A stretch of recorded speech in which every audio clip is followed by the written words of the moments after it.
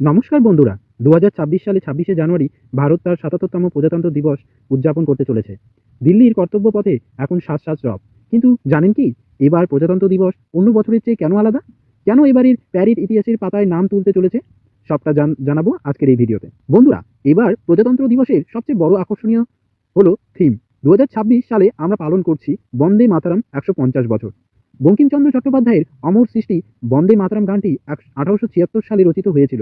ভারতের স্বাধীনতা সংগ্রামের সেই মূল মন্ত্রকেই এবার কুচকা আওয়াজের মাধ্যমে সম্মান জানানো হবে। প্যারেডের প্রত্যেকটি পদক্ষেপে থাকবে দেশপ্রেমের সেই বিশেষ ছোঁয়া।